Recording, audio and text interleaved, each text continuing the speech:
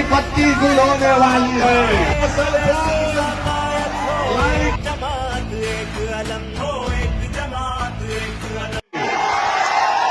तो लगाए मेरे साथ सीमांचल की जनता जिंदाबाद। जय हिंद दोस्तों, स्वागत है हमारे चैनल न्यूज भारत 18 पर, जहां हम लाते हैं राजनीति की सबसे हॉट अपडेट्स। आज का टॉपिक है बिहार की सियासत में आया भूकंप। AIMIM चीफ असदुद्दीन ओवैसी की एंट्री ने पूरे राजनीतिक गलियारों को हिला दिया है। सीमांचल न्याय यात्रा में जनसैलाब उमड़ पड़ा और बिहार के मुसलमानों की ये दीवानगी तेजस्वी यादव की नींद उड़ा रही है। क्या ये वोटों का बंटवारा होगा या नया इतिहास? तो चलिए शुरू करते हैं।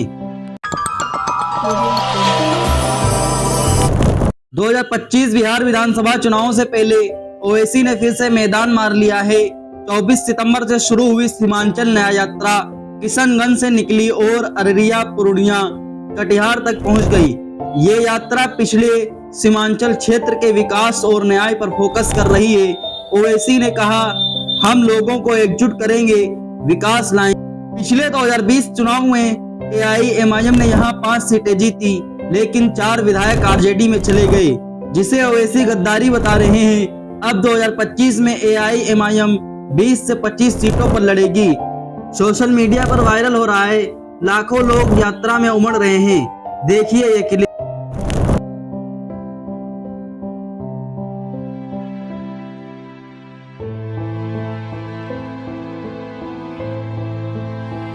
ये दीवानगी तेजस्वी के लिए खतरे की घंटी है। मुस्लिम वोट बैंक में सेंध लग रही है। अब बात तेजस्वी यादव की। ओवैसी ने किशनगंज रैली में जो कहा वो सुनकर RJD की बोलती बंद हो गई। हमने लालू तेजस्वी को गठबंधन के लिए चिट्ठी लिखी, सिर्फ 6 सीटें मांगी और मंत्री पद तक नहीं। जवाब तक नहीं आया। ओवैसी ने चेतावनी दी, जो हाथ दोस्ती के लिए बढ़ा सकते हैं वो गिरेबान तक पहुंचेगा। और दुश्मन ने समझा ये कमजोरी है, ये हाथ बड़े ताकतवर और दराज है, ये तुम्हारे गिरेबान के तार से खेलने के लिए भी तैयार रहेंगे। महागठबंधन ने AIMIM को ठुकरा दिया, जबकि मुकेश साहनी जैसी पार्टियों को गले लगा लिया। क्योंकि ओवैसी का जनाधार असली है।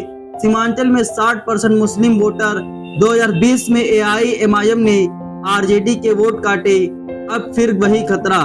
तेजस्वी की नींद हराम, क्या वो अब गठबंधन पर विचार करेंगे? ओवैसी ने PM मोदी और BJP पर भी निशाना साधा।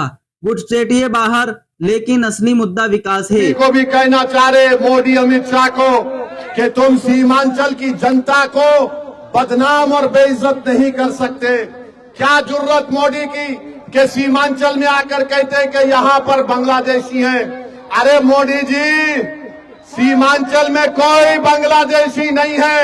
हाँ, दिल्ली में तुम्हारी एक बहन बांग्लादेश की बैठी है, उसको निकाल कर फेंको बांग्लादेश में। ये यात्रा महागठबंधन के लिए मुसीबत साबित होगी। 2020 में AIMIM vote share Kishanganj 35%, Araria 28%, Purnia 25%, Katihar 22%। यात्रा में जनसैलाब देखिए, रोड शो में हजारों लोग। ओवैसी बोले, मुस्लिम कम्युनिटी को लीडरशिप चाहिए, गुलामी नहीं।